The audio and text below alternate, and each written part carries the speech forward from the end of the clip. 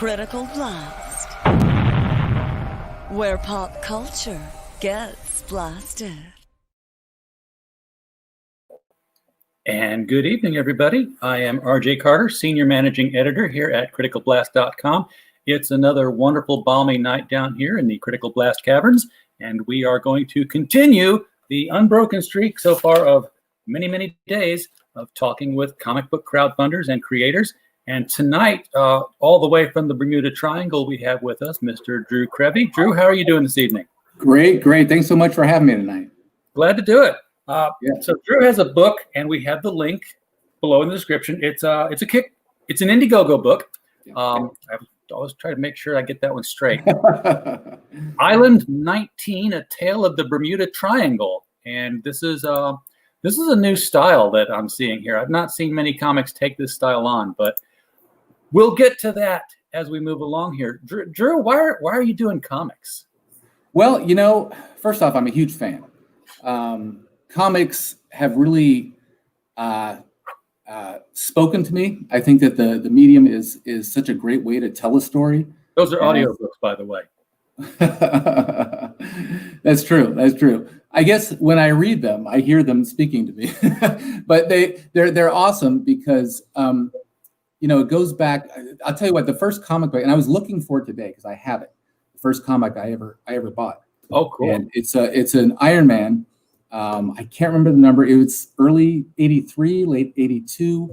I saw the cover. I was in like a 7-Eleven or something. And I don't know, I was 11, 12, something like that at that time.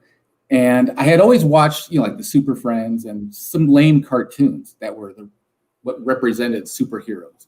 And they just were to me, they were great because it was my only chance to see superheroes. But I thought that that's what the comic books were. I thought they were just like the Super Friends or, just very surfacey, just they're heroes. They go fly off, they save the day, and then they're done saving the day. But I didn't realize that the heroes actually had problems and issues in the comics.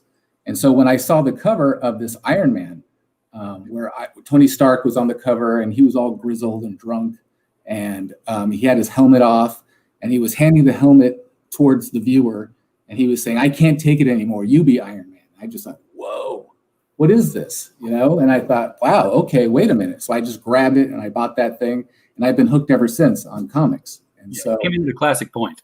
Yeah. And so the idea is that when you can explore character in the way they can in the comics, I just find that a fascinating way to tell a story. And so for me, I've kind of always thought in terms of comics as far as storytelling. I used to work in the video game industry for a long time, and there's some storytelling there. It's not quite the same as like a movie, obviously, or a comic or something. You can't get quite as in depth. But the idea of it is that I've always gone back mentally to comics and the way they tell stories in comics with a picture, with an image. And also it's the image that they choose to show for that particular panel that's also can be very impactful too. So it's not like a long running, say, animated movie where you see every moment that they're talking about when say a couple of characters are having a conversation. But when you can choose as the writer and artist what that image is going to be that you're going to show, it can be very impactful the way you show it, and there's a real art to it. And that's why I love comics, is because each panel is its own little masterpiece, possibly piece of work. Maybe they're not a masterpiece, but it makes the other panels look good when the other ones aren't so great. Yeah, but I just love the comic medium.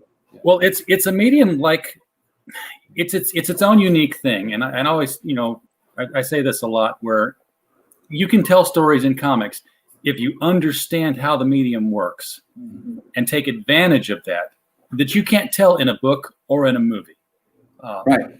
Because of the way the transitions work, the way you can give the reader control of the timing, the way you can express how time.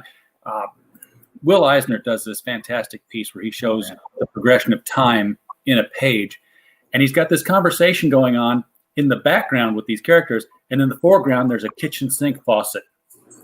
And as the conversation goes on, you can just see this water bubble build on the edge of this faucet and then drip off. And it just gives this immense sense of the timing that's going on in the piece there. That's really hard to do with a book or something else. Right. And get Definitely. And those single images stay with us too. Even from, I do a lot of children's books. That's usually what I'm doing for print, is for picture books. But the idea of an image that stays with you, I mean, like Where the Wild Things Are. Oh yeah. All those images of Max and the monsters. I mean, you can see them in your own head. All you have to do is hear that title, and you see all those images and that style. And it's such a beautiful book. And the same thing for comics for me. Like, I always see Tony Stark on the cover of that Iron Man, where he's handing the helmet over to, it turned out to be Rhodey, of course, and he says, "I can't take it anymore." And so that whole idea, those images stay with us. They're so impactful. And so to be able to tell a story using images like that, that's what I hope to do. And I try to use a certain style that will evoke a memory or an idea of the place I'm trying to take the reader. So that's kind of the idea of comics and panels and frames, and I just love them. So, well, you mentioned that you had come out of the video game industry and into comics, but now you've thrown this children's illustration thing into the middle. That's right. That's right. Were you also doing children's books at the time of the video games, or is it no? Actually, what I did is I'm pretty old. I'm 51 years old, so I've been doing this a long time. And my career has taken me when I got out of school, I got a job as an animator, and it's because of Doug TeNapel. Actually, he worked at this software company making Sega Genesis games, and he called his alma mater, which is Point Loma Nazarene College, where I went. And I graduated like 4 years after him. And they said, "Well, we're looking for artists. We need some help." And I got the call. I went down there. I showed him my portfolio. I was trying to get into animation up in LA somewhere. I wasn't even thinking about video games. That wasn't really a thing for an artist to go work in yet. That you would think, "Oh boy, I want to go to school and be a video game animator." It just wasn't. It just wasn't happening yet. And but I did, and I started working on sports games mainly. But I also animated like Looney Tunes games, hand drawn on a light table and everything, like with real paper and pencils and the whole bit. Cool. That's how we were making video games back then. And so I kind of taught myself how to animate, and I learned the business, but really right along where everybody else was learning the business at the same time. Even people who had been in it for, a grand total of 3 years, who were the big, the guys who were the veterans, right? And so we were all learning it. It was great. There were really terrific artists working in the industry, and it was an exciting place to be in those early days of the old Sega Genesis, and then into the early PlayStation days. That was fun too. And so, but I went, to answer your question, I went from video games. I worked in there about 6 years or so, and then I tried to start my own business as a freelancer, and I really wanted to do illustration, children's books. Any kind of story art that I could do fascinated me with an image, and I started writing children's books and trying to get that off, but I had to stay busy as just a freelancer, and so I did that for about 5 years, and then I went back into video games because that didn't go so well. And so I was back in games. I was making more sports games. Of course, the game industry had changed a bunch by that time while I was gone for just 5 years. Always evolving. Yeah. I mean, if you're out for a year, all the software is new. I mean, just the new upgrades in Maya and even Photoshop, although I'm always in Photoshop. It's very, it moves quick, and you have to keep track. I had to go back and learn more 3D before I got back into the industry. And so I could say that I could work in 3D Studio as well as Maya. And so going from there, then I quit again after another 6 years in video games and went strictly into freelancing, where I took mostly clients in children's publishing that I had made some contacts with out here in California for a lot of children's. It was a Christian publisher called Gospel Light, and then I also did a lot of work for Group Publishing, another Christian publisher. I did a book for them. And then I did a lot of story art and posters and various items that like VBS materials. Okay, cool. Yeah. And then now I'm still freelancing, and I started working in product development with the famous, if you're a collector, he's famous, but Boboshevsky. He's referred to as the master of miniatures for Disney fans. And so I did a lot of work for Bob, where we created stuff like, where's he at? The Haunted Mansion. Oh, very nice.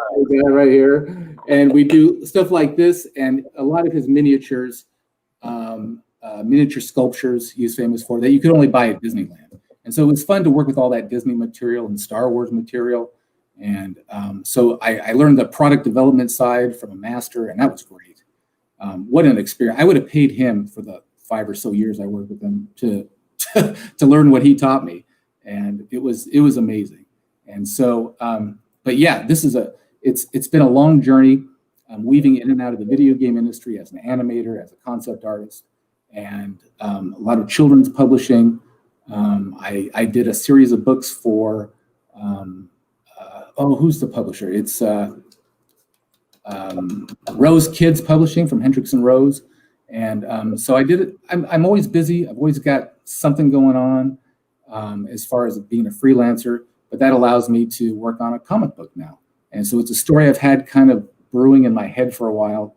Actually, since I worked at Blue Sky Software back in the days as an original story that's changed a lot. But it was a pitch I made to the company there that was completely different now. that they just weren't even interested in, which is fine. I'm glad about it. So yourself. Yeah, it's just been rolling around in my head for like 25 years or so, and it's changed and it's turned into different things, and it's now this adventure that takes you into the Bermuda Triangle, which has always fascinated me, anyways. Well, I'm not surprised that you have worked with children's illustrated books or video games, because I look at some of this stuff and I'm like, where have I seen this? I know I've seen this style before here. And it strikes me that's kind of reminiscent. The title card remind me of the Mary Blair kind of layouts. Right. We're done with the paper cutout against the backdrop. But then I see the more the dynamic style here, the more cartoon style, and I'm looking at stuff like John Silvestri when he did Dragon's Lair. Right. Yo, yeah, I'm a huge fan of Dragon's Lair and Space Ace and those video games. I would stand in the 7-Eleven, again, back at the 7-Eleven, and look at those and just watch the preview of the game, because I couldn't get through the game. I couldn't either. I couldn't get the first scene. I was just amazed at them. And I just love the art and the animation and the stylized look. And but that's the idea, right? Is to create a stylized look that people will say, "Oh, okay, I know that guy. I know how he draws." And so I tried to do that myself. I tried to take that, like you're talking about, like that sort of animated style, because it actually lends to some of the storytelling as well, and what's important to the story. And when I was talking about evoking feelings of something we may already know, that's kind of the idea of the style. And for me, it was a big deal in trying to figure out how I was going to do this, because the traditional black outline is how comic fans expect their comics to look. And so it was a big, it's a gamble, and I'm okay with that because of where the story is going to take you. It's actually tied into the actual story of the way these characters look. And so I love comics. I'm not a fan of the actual black inking and outline. I say this as a person who was just inking comic books right before COVID hit, for some comic books, for some educational comic books I was doing on. And I guess I look at some of these great artists and their pencil sketches, and you see a lot of it now, obviously on like Twitter or on any other social media, where like Instagram, where these artists put up a lot of their raw images. And I love looking at that. I love looking at their work. And when I see some great pencil work, and then sometimes they'll show the progression, then they'll show how it was inked, I always go, no, don't ink it. Stop there. It gets so flat. And don't get me wrong, inking definitely has its place in comics, but I really love the pencils, and I love to see an artist create some depth with the pencil, and they can use a bunch of different tones in the pencil and textures with different crosshatch and stuff like that. That makes the art just look so interesting. I just want to keep looking at pencil drawing. Well, we're 16 minutes. We're 16 minutes in, Drew, and we're done. We got backing, so there back here at the 45 level. So thank you, BAP, too, for coming through on this one. This is got a long way to go. Yeah, you just kicked this thing off 4 days ago. Right. It's what I would call a soft launch, because I didn't really have much in the way of social media, or nobody knows who I am, which is fine. But I thought, well, I got to create the page so I have a place to send people to, and so I wanted to create a dynamic where I can refer people to a place rather than my website, because you can't fund at the website. So I want to send them here, obviously, and kind of give people this free preview that's on the bottom, so you can kind of get a flavor of where it's going. Well, let's talk about the story a little bit here then, because I'm going to look at this montage initially here.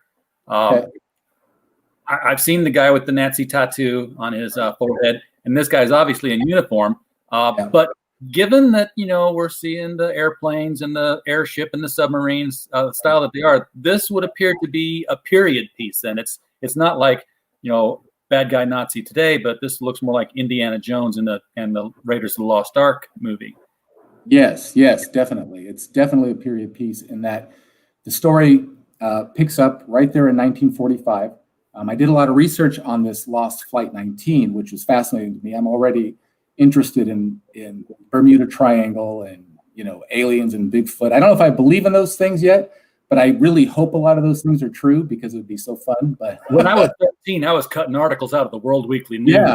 Like, I'm in. I'm fully. I know. I so desperately want there to be like a Bigfoot, or I wanted to find him somewhere, or make contact with aliens or something fun, And so, anyways, I've always been fascinated with this story of these lost pilots, and in my story, I had to kind of take it down a bit to just 5 pilots. These actual planes, these Grumman Avengers, they're torpedo droppers, and what they do is they can carry a crew of 3. So they have a navigator and a pilot and a tail gunner, and so I think about 14 people actually went missing that day. And it's a fascinating story, how they got lost and how their instruments stopped working. Captain Charles Taylor, or Commander Charles Taylor, who led the original mission in real life, he thought that they were south of Florida. And so he kept flying north, when they really were actually, it's believed that they were hundreds of miles to the east. So what they think happened is that they kept flying north over the Atlantic Ocean, when they thought that they were flying north when they would see the landmass of Florida. And what happened is people are wondering, well, why did they think they were that far off? Of course, the whole reason for the mission was actually a navigation mission. And so the idea of being so far off from where they thought they were is kind of fascinating. And the idea that they sent out a search plane that also went missing the same day is, I'm in on this. I want to find out what happened. So, so I think it's fascinating from that point. And then I obviously take up a more fictional take on what I think happened. So sometimes I call it a theory told in the form of a fictional story, but it's fascinating to me to explore this and to see what happened to them. And now I changed the names of the heroes in it, and they're a lot of fun, and they're definitely from the 1940s. So I had to be careful about how they talk. Oh yeah. But you want to show that they are from that era, and that's how they think, and that's what they understand, and what happens to them when they get lost. Well, let's take a look at this video here then and get a little bit more into the story. Sure.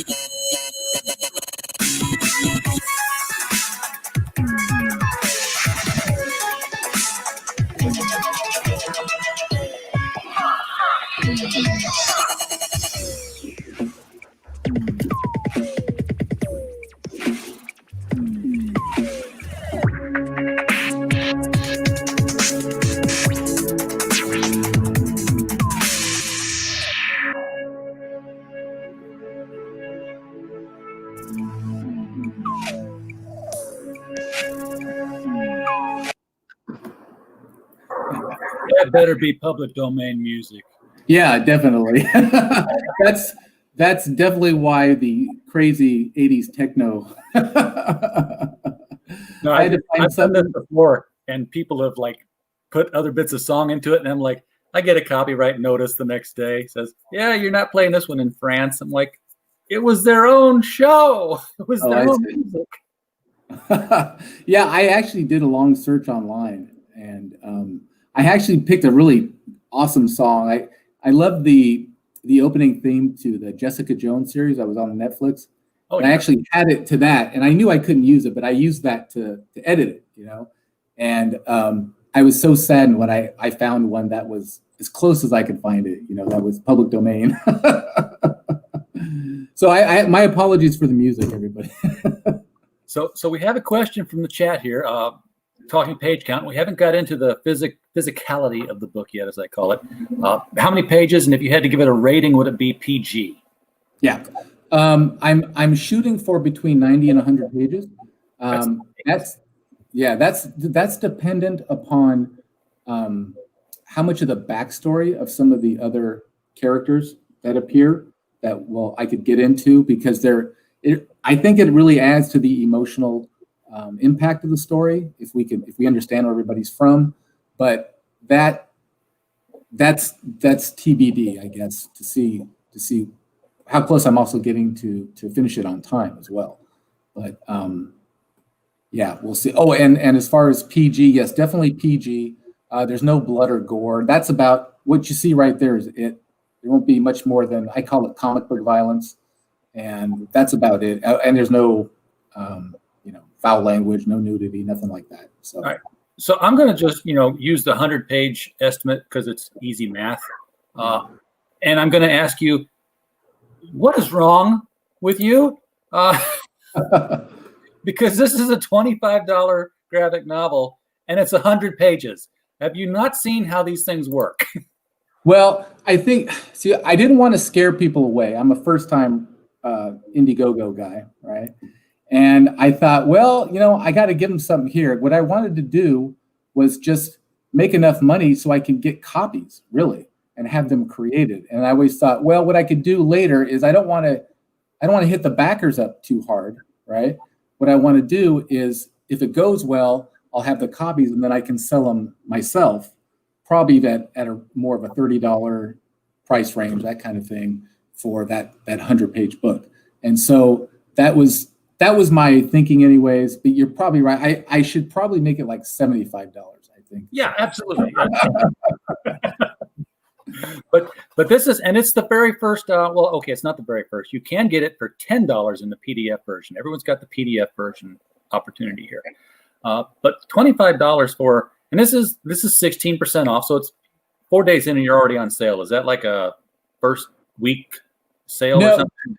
No, the way you set up and go do your pricing in the Indiegogo is they say, what's the price for backers? And then they say, what would the normal retail price be? So I do want to, you want to give the backers a deal to say, hey, thanks for believing in me, early on.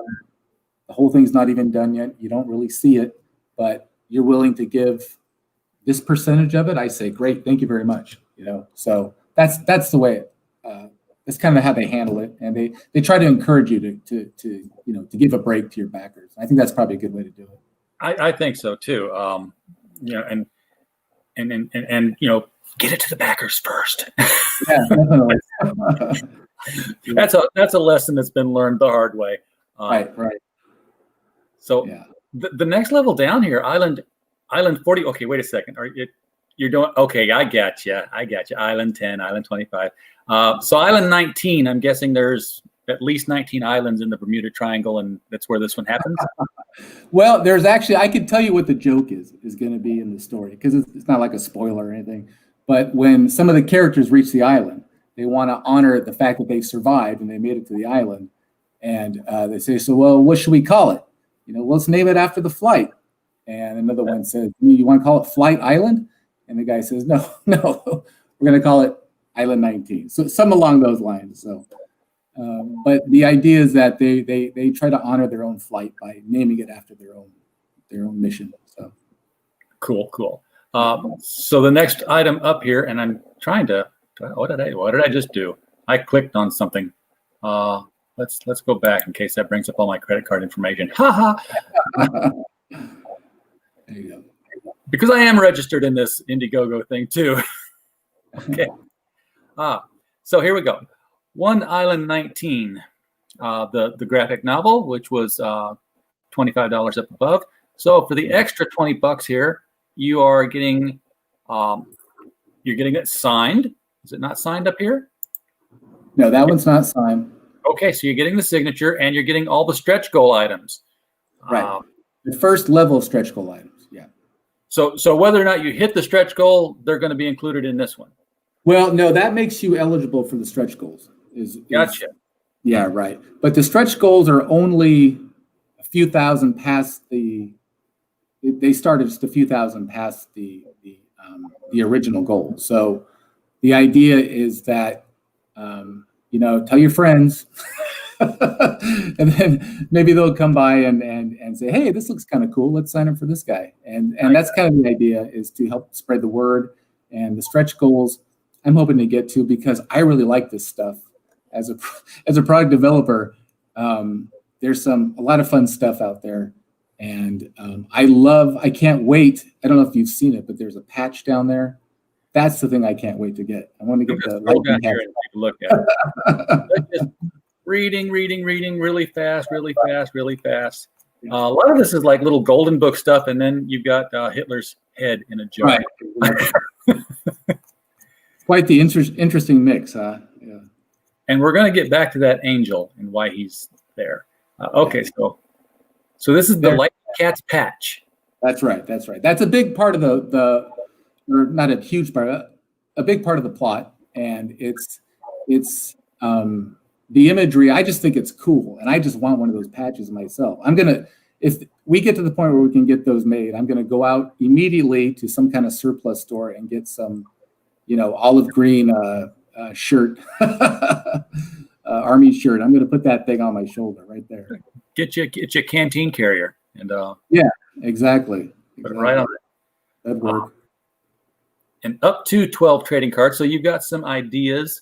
I love cards. I'm an old baseball card collector when I was a kid, and I love trading cards. And so this is the other dream product as well. A lot of the characters transform, and sometimes they transform into more than one other thing. And so I want to see those. I want to share those. And I think if you can get them in a way where you can see each side as being the same character, I think it kind of adds to the fun. And if we can get up to a dozen of them, that would be even better. I could do 24 of these, and I could find plenty of characters to fill those cards. So okay, great, yeah. Well, we can see the Hitler. Spoiler alert: he gets out of the jar at some point in the story. Yeah. Yeah. Now the Hitler, that's kind of a fun thing. I put a few what I call spoiler images down below. You don't hear that often. Yeah. and the idea is that he is not well respected even by the current Nazi. Now remember, it's 1945. So World War II is over. It's been over for about 6 months now for the Germans. And this is when, I don't mind telling you a bit about the plan of the villain, because we could get into talking writing for hours, but I think that the plan, just a little side, the plan of a villain in a good superhero movie or a James Bond movie or one of these great sagas like Star Wars, the plan of the villain is so important. If I was writing movies, and I've taken screenwriting classes because I love it, but if I was writing, I would always start with the plan of the villain. I would start with what do they want to do? Who do they want to destroy? What do they want to take over? That, to me, that sort of desperate desire to take and to steal and to lord power over someone, those concepts to me they're old as time from people, and I think that it's fascinating because I'm looking for something. Yeah, they're fascinating because it makes the villain more interesting to find out what makes him tick. And when there's something that's actually terrifying if they're successful, then I think that makes for another great emotional impact in the story, especially if you defeat the villain. So yeah, I mean, you can sometimes hide the villain's motivations. For instance, I write the Destroyer novels, the Remo Williams stuff right now. Yeah. So I've got one where he's blowing up bridges. Right. That's bad. We want to stop the bad guy from blowing up bridges, but along the way we find out why he's blowing up bridges, and that kind of comes later. Right. With Monumental Terror, it's just they're tearing down monuments and they're rioting in the streets. Well, why? Well, we'll find out why, but we're going to stop. Right, exactly. That's the thing we're focused on, is stopping the action. Exactly. And it gives the heroes something to think about. You show them how smart they are in figuring out their plan, and it creates a great way for the characters to talk to each other and to give them something to say, and to have them explore the villain in a way where they're in a situation where people are forced together, and then we can, in those situations, we see the best in people or the worst in people, I think. And so these villains really test, and the greater the villain's plan, I think, and when it really makes sense, that's when it's terrifying, when somebody could really do this. And the plan is actually quite terrifying in this story when you think about it. And I thought I saw the plan, but I think I saw it in the video. Right. The plan, I can go over this because this is in the preview anyways. The plan of the villain is Dr. Erober Zurst. And Erober Zurst that's a German set of words. Erober is conqueror, and Zurst is destroy. And so that's his name. But since we're all Americans, we don't know German. We don't really understand that. So but the idea of names I get away with, yeah. The idea is that for the whole of World War II, and back in 1938, and the Germans marching into Poland, and from since that time, and maybe even few years before that, this Dr. Zurst has actually been the one pulling the strings behind the scenes in working with Hitler and Himmler and some of the other Nazis. He's the one that's been able to influence them. And that's, again, this would be one of those issues where we see how everybody gets to the island. Another page I would like to get into and get into the book to see just exactly what he was doing and how he rose to power where he was. But at the end of World War II, of course, the Nazis were defeated, but we find out this is really part of Zurst's plan, Dr. Zurst's plan, because all along, the whole plan was not to take a beaten up Europe and Eastern Europe, or even into Russia, but the whole plan was to not take over the world like the Nazis claimed they want to do, but it was really Zurst's plan all along is to topple the United States. And the way to do that is with World War II basically being a giant head fake.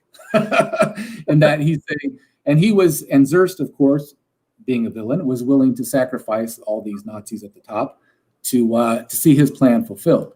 And so the idea is he knew about this island. We'll get into that a little bit later. But he knew about this island and its wonders, and that the island would be able to equip him in ways that he could fulfill his plan, and which is a pretty much a surgical strike to to decapitate the U.S. government using a horde of his detestables that he creates in a lab, basically, because of this island to take over the United States. And so this army he creates is a small army, but they're very powerful, and only he can control them. And so that's kind of the idea, and the idea of taking over a country like the United States.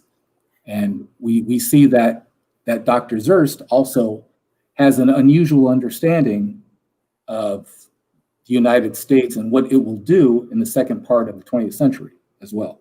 And so it's really important for him to try to take the United States at this point in history, right when the United States has pretty much been declared as the victor of World War II, along with the Allies.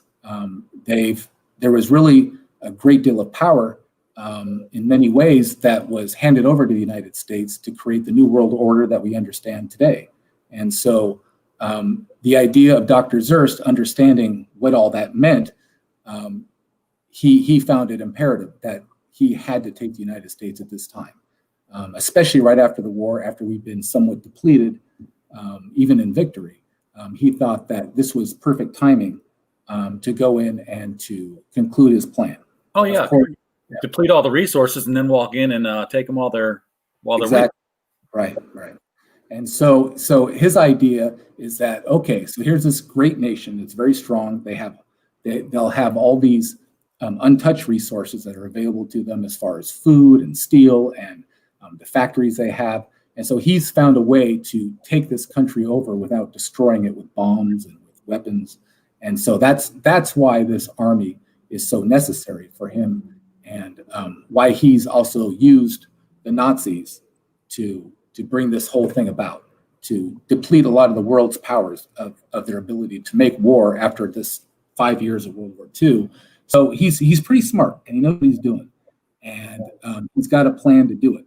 He just didn't depend on these pilots showing up on this island or the other inhabitants being there. So, well, there's something definitely about the island other than the Nazis that have shown up on it, because I'm loving this preview page here where they're getting, that flag obviously shows that things have been showing up for a while. It's a very old American flag style, but she also says that things are showing up from the future. Right. And she demonstrates by showing a clapper in 1940. Exactly. And which also leads us to question, well, how long have these Indians been there, right? How long have they been on the island, and who are they exactly? And so the items that they collect on this island, that seems to be a depository for lost items through history that may have gone through the Bermuda Triangle. And so when these items get lost and they're found by this tribe usually, but they're not the only ones on the island, as you can imagine, as people from throughout history may be popping up and may be stuck on this island as well. The island is just that. I guess it's like a depository that sits outside of our reality, and that's what it basically comes down to. I mean, that's not anything spoilerish. You'll figure that out when you read this preview. And so it's outside of our current reality. Maybe call it a pocket universe or a parallel dimension that is accessible only during times of, I love the phrase high strangeness. So only during times of high strangeness, when these electrical storms start, and it interrupts the veil between the two realms, I guess you call it. And so it's exciting to see where they're going, what else is on this island. And when you understand a little more about the island, you start to ask, how long have they been there? So, and here we're seeing now, one thing, when I do see the Indians on the island, I get a very strong Peter Pan vibe, and I'm not sure if and I saw reference to Crocodile Falls. I'm like, oh, okay, I'm getting more than just a hint here maybe, but never mind. They're singing the Ramones and playing live. In 1945, they're doing the Blitzkrieg job. Exactly. And I had to make sure I didn't write the actual words to the Blitzkrieg Blitzkrieg Bop. So the whole idea is that, they're collecting items through time. They got electric guitars, and they have various items that show up that show us how close they are to our own popular culture. And they may even have things from today, or even from our future. And so the people hanging out at Crocodile Cliffs, they may not know all that though. And so the Nazis, those are the Nazis hanging out at Crocodile Cliffs. They may not be aware just how powerful the island really is. And that might be the one advantage that the locals have over them. So you said you've been sitting on this story for a number of years before finally getting it out. Let's put that aside for just a little bit there. What finally was the tripping point where you said, okay, you know what? Everybody's doing comic books now, and I can do my own and here's the method of doing it. This is the story I'm going to do, and this is how I'm going to fund it. COVID. Nothing else. Yeah. I was drawing comic books for about 3 months or so. I was working for a publisher, an educational publisher out here in California, and drawing for Beast Academy comic books. And I was really enjoying the comics. I was actually doing a lot of inking, penciling and inking, and it was going well until COVID hit. And then they said, well, we're going to go in a different direction. So I had some time. So, I'm just going to write this story that's been rattling brain for years. And once I started drawing it, and once I started getting into it, I had about, 15, 20 pages done of the preview that you see there. And I thought, why don't I just go put it up on Kickstarter or Indiegogo or one of these? It's Indiegogo, but because that's the whole idea of Indiegogo and Kickstarter, is that you get the funding for it before you're done with it, so you can see if there's a demand for it and see if you really want to go through and finish it. Now, I want to finish this no matter what, because for me, I love to be in this place every day. I love to get up, work on the comic, work on the stories, the characters, design the next few sets that are coming up, design the next characters that are coming up. It's such a blast for me that I'm sitting here. I get up in the morning at, anytime between 7 and 9, and I'm up till 3 o'clock in the morning. I don't even realize it. And so it's a thrill for me, and it's a world and a universe that I just want to be in, and I just want to keep creating more and more characters for it. I think it's like, if I was ever a writer for motion pictures or television, I would want to write some of these Netflix short series, because I never want to leave the characters. Yeah. I just want to expand on them and explore them. Like, you get to do these series of books, so you get to do that with your Remo Williams, which is awesome. Maybe it'll get Fred Ward to be on the cover. I don't know. I would love to see. Well, I don't think he's going to be in the next movie, but Shane Black is attached to direct it. So. Oh, that's awesome! Really? It'll be something more like The Nice Guys, probably. I hope. Yeah. Oh, that would be awesome. I love that movie. Okay. And the idea of just immersing yourself in a universe that you just like to be in is what's a better job? What better job could you have? Yeah. And so that's what the crowdfunding is about. I'm saying, hey, here's my idea. Do you like it? What do you think? I'm excited about it. And when I see a creator who's excited about their project, I mean, it could even be a subject matter I'm not terribly interested in, but somebody who really is excited about something, somebody who knows what they're doing, what they're talking about, somebody who's really into, and they have an emotional attachment to their project or their art or their music or whatever it is they're into. I find that project so much more fascinating when I know the person is just invested in it fully, and that's how I feel about this. And I haven't felt this way about a project for quite a while, because usually, as a freelancer, you're working on somebody else's dream, and that's fine. That's great. Yeah. I make a living doing that, and I enjoy it. That's why I do what I do. But when you get something yourself and you think, oh, I think there's something here, you realize, oh wow, maybe all that time I took taking screenwriting classes and the time I took, reading the 500 comic books and graphic novels I have in my garage, the time that I spent with all of that stuff, maybe it's finally paying off, and that I've got pays off. Yes. Yeah.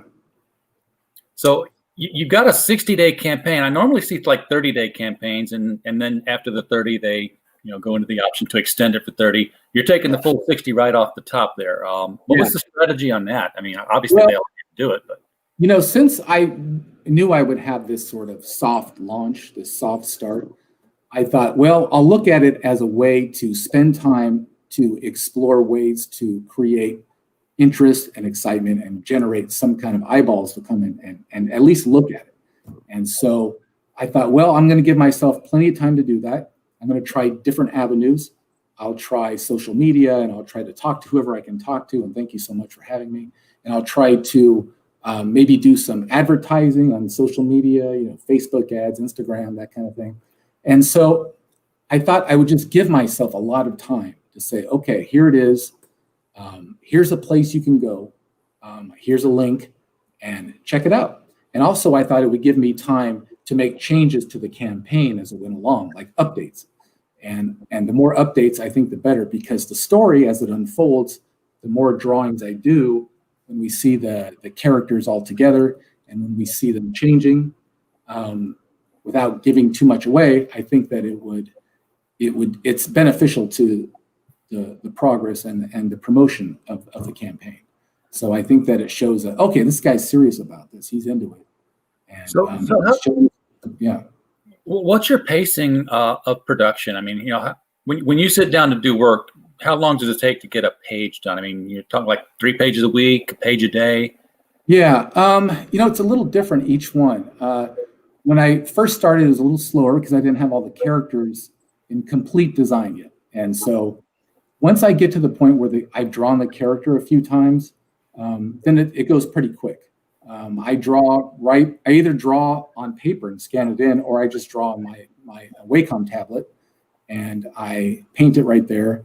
And I go from pencil to painting pretty quick because, it's all right there in Photoshop for you.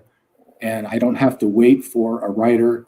I'm actually writing, while I know I have an outline, obviously, of where I'm going. I sit down and I write the dialogue as I draw.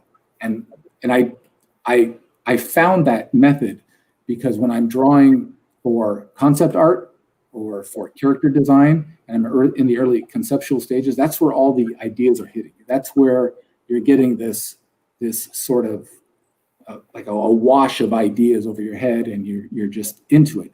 And that's when you can find the feeling the characters are having, the things they would say, the things they wouldn't say, what are the things that they're hiding. And so dialogue for me is written as I draw, while I'm following a pretty strict storyline. That's already, and the dialogue is it's almost a part of the artwork the way it's done. I mean, you got one word balloon here, but the rest of the time, it's and especially during the here's more traditional, I guess.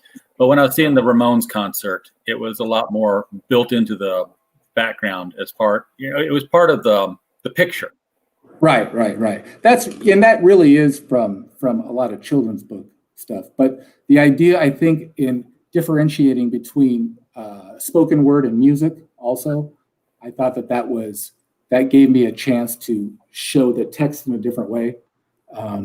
So from there, I think that when you can show the text in multiple different ways, graphically, image-wise, it can make it more appealing, just as long as the reader understands, that this is music and these are words, and as long as they get that, then I think it's okay to show it visually in a little bit of different way.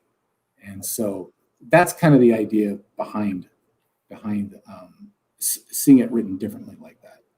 All right. And she's really walloping him in this one too. Yeah.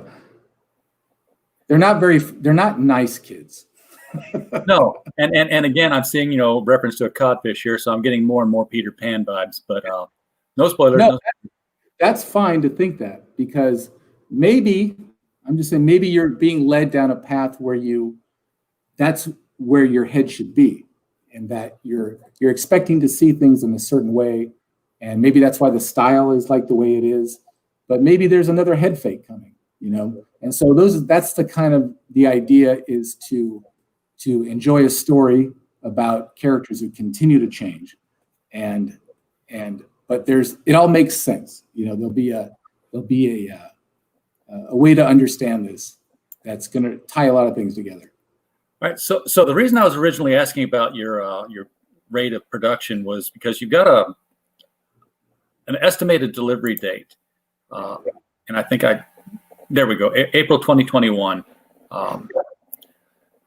And since you got 56 days to go on this, we're looking at almost late November when this wraps up.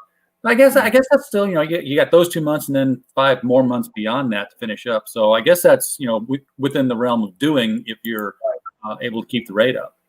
Yeah. Well, I'm actually still working on it. Like today, right before we started chatting, I was working on, what page was that? Somewhere in the 20s. I'm working on I was working on, got most of the characters drawn on this one particular page right now. And it's so for that 50 some odd days, I'll still be, producing.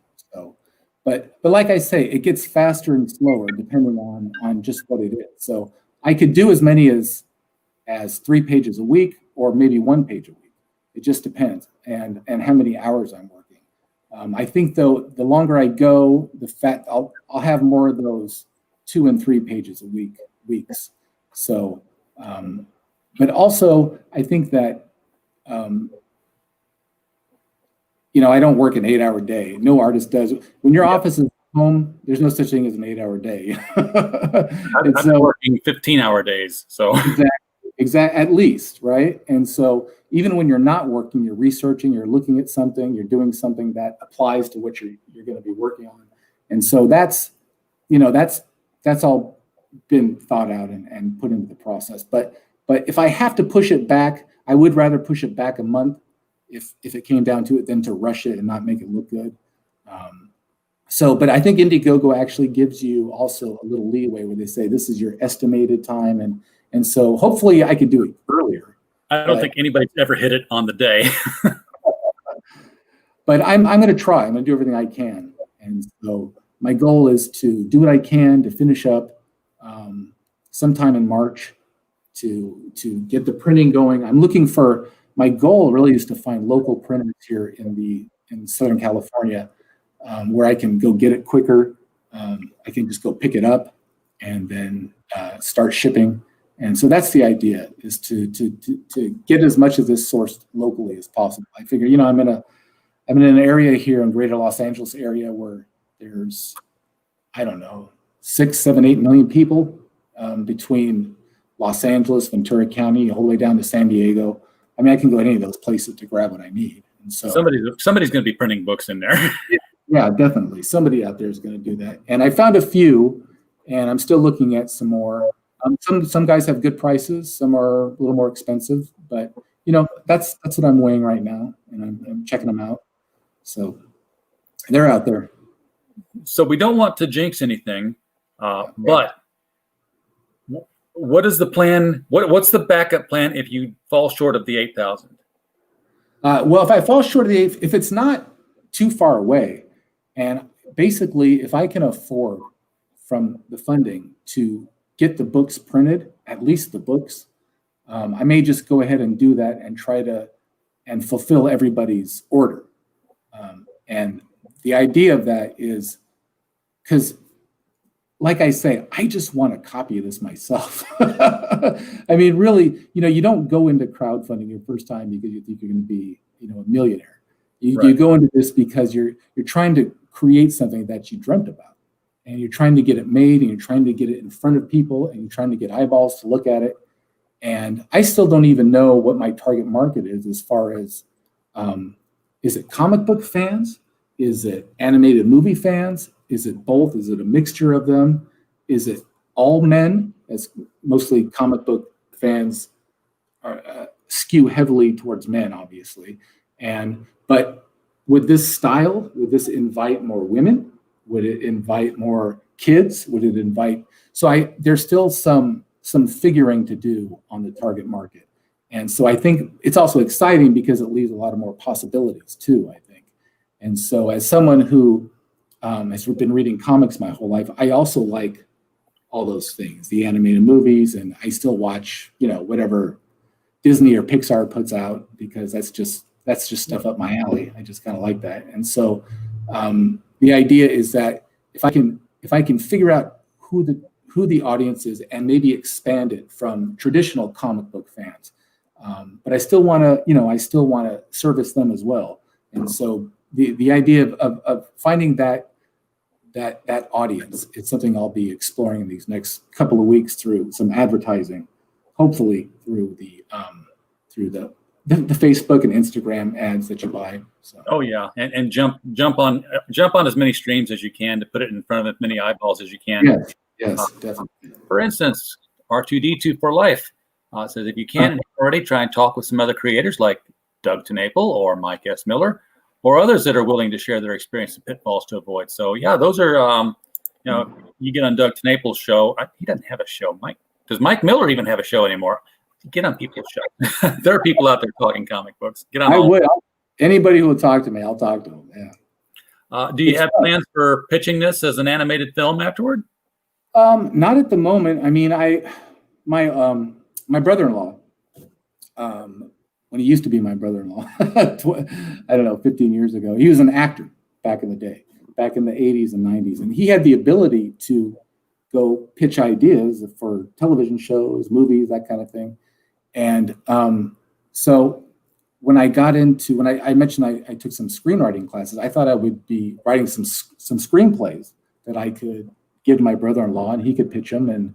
And I have lost that connection since, unfortunately. But if I did, I would probably love to do something like this as an animated thing. But, after I listened to your show, or I watched your show last night when you talked to Kazu Kabayashi. Yeah, that was terrific conversation. And he was talking about the pitfalls of dealing with the studios. And that was terrifying, actually. That was unfortunate to hear that. I found it interesting that he got paid to not produce on yeah, stuff. That was amazing. I couldn't believe that. But it makes a lot of sense. They're protecting their brand. And so if a big studio likes something like this, it had to be very careful. And otherwise, I would rather own the rights to it and continue writing stories in this world because I just love it. I don't really want to give it away, even for money.